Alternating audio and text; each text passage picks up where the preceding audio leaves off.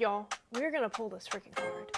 And with all of this, I swear if I don't pull him, I don't know what I'm gonna do at this point.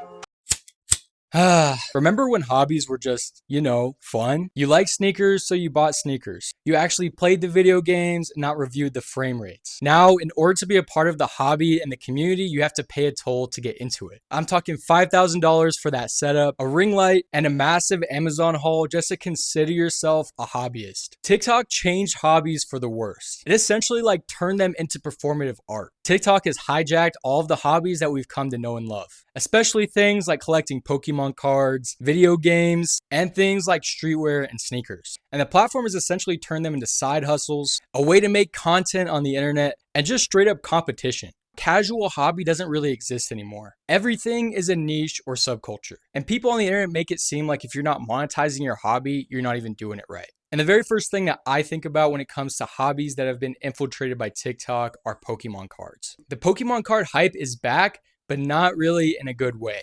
Resellers and stores have essentially turned your childhood nostalgia into a luxury collectible. Now, originally Pokemon cards were made for kids, but right now it seems like they're being auctioned like assets. There are a lot of creators out there who are using Pokemon cards as a platform to blow up online. And then there are the resellers, the TikTok and whatnot live streamers who essentially use scams to try and get people out of their money and their cards. And these people are really scummy. Packs are weighed, resealed, or even just opened off camera, and then they sell it to unsuspecting customers online. And right now, this hobby is absolutely impossible for the average person to get into. All of the card stock is bought up in the stores before you even have a chance to get it. People are waiting outside of Targets and Walmarts just to get their hands on a single pack. And this has resulted in prices exploding again, thanks to all of the people online flaunting their expensive cards. And essentially the average person or collector who just wants to try and get into the hobby can't even get their hands on a single pack, which has resulted in them getting essentially completely priced out of the hobby. Everything has become gamified and it's almost a competition to even get your hands on them. And a majority of these people are grown men who are going out of their way to take stock from kids who really want to get their cards. And it feels like at this point, a lot of it is gambling as well. Essentially, every time you rip open a pack, it has a chance to get a rare card. And it's always been like this with Pokemon cards and even just cards in general, but it has become even more so apparent with the way people are doing it online, creating content, ripping hundreds of packs. And they're essentially doing this to get monetized, get people watching their videos. To any person watching, this just looks ridiculous. Like a YouTuber can get 100 plus packs of Pokemon cards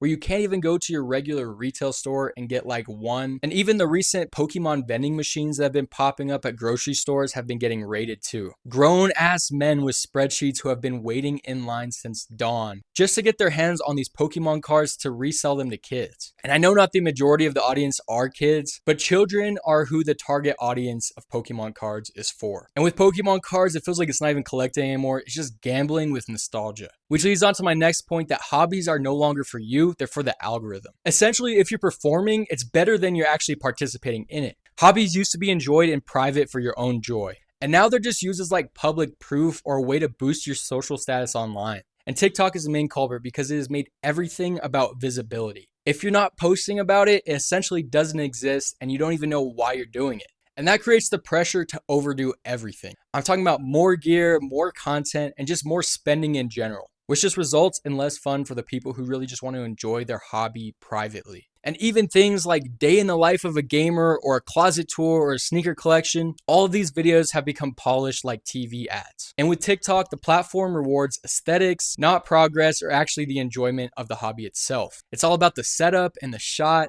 and not the skill or the knowledge or even just the joy you find in the hobby itself. And if we're talking about hobbies, we have to talk about sneaker collecting. It seems like there's a genuine pipeline of becoming a sneakerhead to later becoming a reseller. With TikTok and the sneaker culture in general, it doesn't seem like it's about the love of collecting the shoes anymore. It's about being first to the newest shoe or even just flipping them for cash. And although the resale market has gone down quite a bit, resellers still continue to flood the space, especially for the limited drops. And this again is leaving the casual fans to be priced out. It seems like sneaker hobbyists and resellers have become stockbrokers where they treat drops like investments. And it's no longer about self-expression or having a genuine love for the history behind these shoes. And let's not forget about the worst part, which are bots. The computer bots online are buying up the entire stock before you even get a chance to click add to cart. And you're not even competing with real people. Sometimes even general release sneakers that are made for everyone are selling out like concert tickets. But this just goes to show that literally everything can be monetized. And you would think this would be the worst of it, but even the hobby of video games are getting ruined. For example, this thing right here. This is the recently released Nintendo Switch 2. And Nintendo has decided to price their games at $70 plus for new games and $80 for Nintendo exclusive games like Mario Kart World.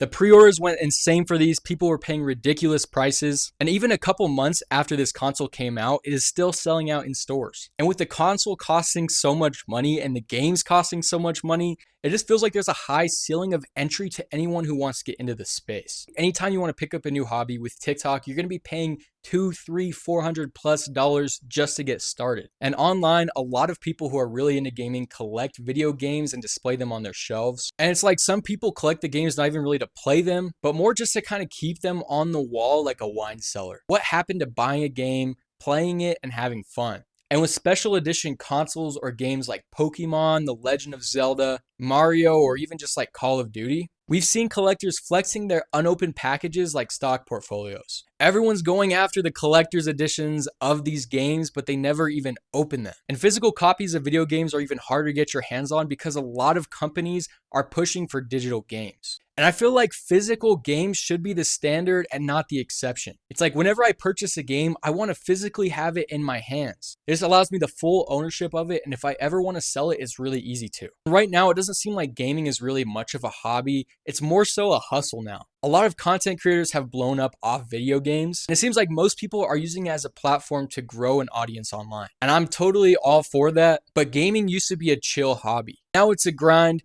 And it's not a grind in the game, it's a grind for content. TikTok essentially turned the casual gaming atmosphere into a performance. You gotta have the clips, you gotta have the builds for your PC, you gotta have the best setup. It seems like the streaming culture in general has kind of made it almost where people feel like if you're not monetizing your gameplay, you're losing out. And for anyone in the streaming community, you're not just playing for fun. You're essentially creating a highlight reel to get engagement on your YouTube or your TikTok. And of course, people are still spending crazy amounts of money on all of their setups as well. It seems like all of the keyboard and monitor setup videos that I've seen online are more curated than their closet or their apartment. It just looks like a command desk at that point. And right now, the era that we're in is essentially the fast fashion of hobbies. TikTok is always cycling through these trends of hobbies like you're changing outfits. Like the first thing is Pokemon cards, and then it's vinyl collecting, and then it's Legos, and then now it's custom keyboards. And essentially every hobby has become this like cycle of a dopamine hit. You buy into the hobby, you post about it, you flex it, you get burnt out, and then you repeat the entire cycle for the next hobby. Essentially, instead of building the skills and the knowledge behind one specific hobby, people are just chasing to the next hyperfixation and not enjoying the process. There have been some ridiculous hobbies coming up recently on TikTok as well. A lot of people are getting into coloring books and buying $400 plus markers. Or we can talk about the people who are really into buying books. Essentially, these people have 300 plus books and haven't read a majority of them. The worst part is, I feel like TikTok has essentially flipped it where it feels like overconsumption is the actual hobby itself. Like, is it actually a hobby, or are you just addicted to shopping? You're not into fashion if you just buy outfits. And you're not a genuine collector of Pokemon cards if you never open the box. Everything has completely gone out of control. We got the tier list, the haul culture, and just unboxing videos in general. It feels like watching these videos is speedrunning hobbies that we haven't even tried yet. Real hobbies take time, but TikTok doesn't care about any of that. It rewards purchase, not the actual act of enjoying it itself. And eventually, whenever you get too far down the rabbit hole of a hobby, you're just kind of getting introduced to a cult. It's like you're not a real hobbyist unless you use the specific brand everyone else is using, you buy the specific gear, or just follow their rituals in general. It's like using the same type of language. And casual fans are continuing to get shut out, either because of the price, knowledge gaps, or just not playing into like the TikTok aesthetic game. It's not about just doing the thing. It's about looking like you're doing the thing. And this applies to literally every hobby you can think of. I'm talking about people who are into motorcycles, people who are into knives, or even just going to the gym. If you don't use the right gear or follow kind of the status norm for everyone in the hobby, people will let you know that you're doing it wrong.